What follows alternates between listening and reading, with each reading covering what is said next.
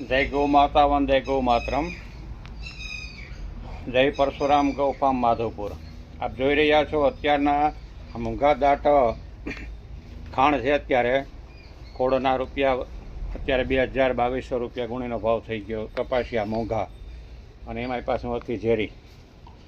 એના વિકલ્પ સ્વરૂપે આ જવનું દાણ આવે। જો આપ એકદમ પૌષ્ટિક આવે અને તંદુરસ્ત પણ આવે। ગાય ભેંસ બળદ ધંધી ઘોડા બધાને ખવડાવી શકાય એવું આ દાણ છે। આમાં 70% જવનું તત્વ છે અને 30%માં મકાઈ છે, બાજરો છે, ચોખા છે, પછી સરસવ છે, એવી બધી આઈટમો આવે છે। આ શ્રીજીનું જવનું દાણ આપણા પશુઓને ખવડાવવા માટે અમે અહીંયા પરશુરામ ફાર્મમાં ચાલુ કરેલું છે। ત્યાં અમારી ગાયોને અમે ખવડાવીએ તો આ રીતનો ખાણ આવે। 1 કિલો 2 કિલોથી 3 કિલો સુધી ખવડાવી શકાય ગાયોને ભેંસોને બધાને ખવડાવી શકાય। તો આ રીતે બધામાં કિલો 1.5 કિલો 2 કિલો ગાયો માટે બળદ માટે ઘોડી માટે તૈયાર થઈ રહ્યું છે। ત્યાં બળદો ખાઈ રહ્યા। જો અમારા રામ ને લક્ષ્મણ જાણે લાપસી ન મળી હોય લાપસી એમ બુકડા ભરે। જોઉં તમે તો 2 બળદ આપ જોઈ રહ્યા હતા ખાઈ રહ્યા છે। જો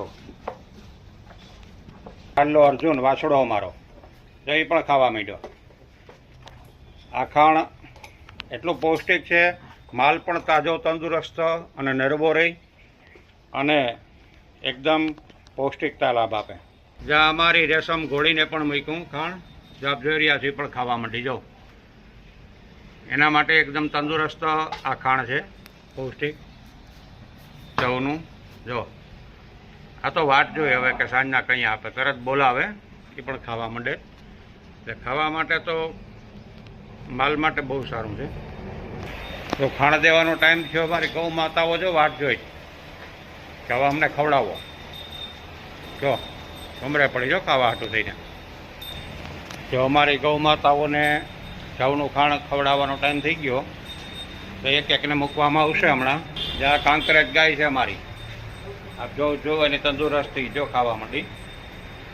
પછી આ અમારી ગાય છે તો એ પણ ખાવા માંડી। મૂક્યા ભેગી ખાવા માંડો। જ્યાં ગોરલ ગીર ગાય અમારી ચાલો જાણે સુખડી મળી હોય હાથમાં ઠમની એ ખાવા માંડી। જ્યાં પણ અમારી ગોરી કંઈ પણ નાખવું નથી પડતું, ભેગું ખાય, તંદુરસ્તી પણ વધી, દૂધમાંય ફેર પડ્યો। આ કોયલ જો બુકડા ભરો ખાવા માટે, નરવાઈ પણ સારી પકડી। જ્યાં અમારી આરાધ્યા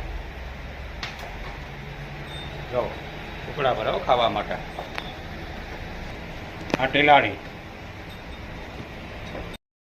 જો અમારી આ ગૌ માતાઓ કાજલ ને પાયલ એ પણ રાહ જોઈ રહી છો ખાણની, જલ્દી અમને આપો। જો આપ તો ખાવા માંડી, તો પાયલ પણ ખાવા માંડી।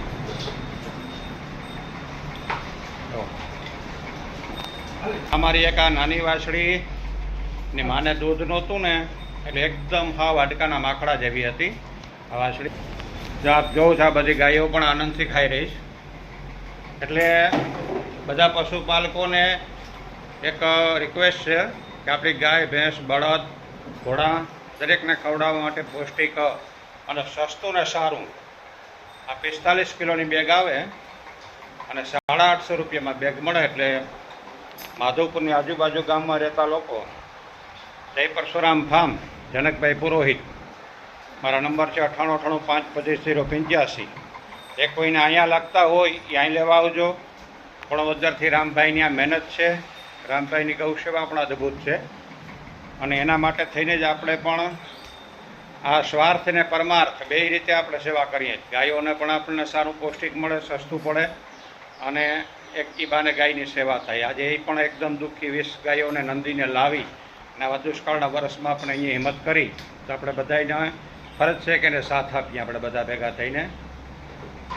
તો જેને પણ લેવું હોય અહીંયા લાગતા હોય માધવપુર આવજો। બાકીના જેને જ્યાં લાગવા પડે ત્યાંથી પણ આ લઈ શકાશે. કારણ આનાથી નરવાઈ પણ સારી રહે છે અને દૂધ પણ વધે છે. અને બીજી વાત કે કદાચ ગાય કે ન ખાય એવું બને તો જા બધુડાય ખાયજો.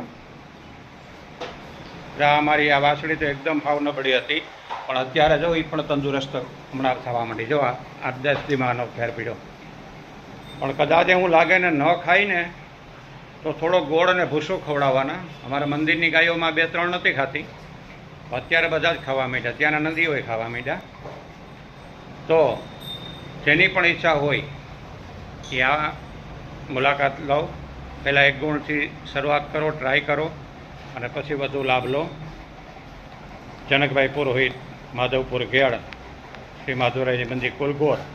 અને ખરા અર્થમાં જો ગાયની સેવા એ જ કૃષ્ણ સેવા છે. ચાંદીની ગાયોના પૂજન કરવાથી કલ્યાણ નથી, નાટક છે. નથી ગૌમૂત્ર આપતી, નથી વાઇબ્રેશન આપતી. ખરી ગૌમાતાઓ તો આ છે. કૃષ્ણએ આનો ગોવાળ બીનો હતો, નહીં કે ચાંદીની ગાયોનો.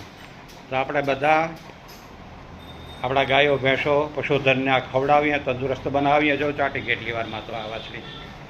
અને રામભાઈના પણ ગૌશાળા યજ્ઞમાં આપણે સહયોગ આપીએ. જય ગૌ માતા, વંદે ગૌ માતા.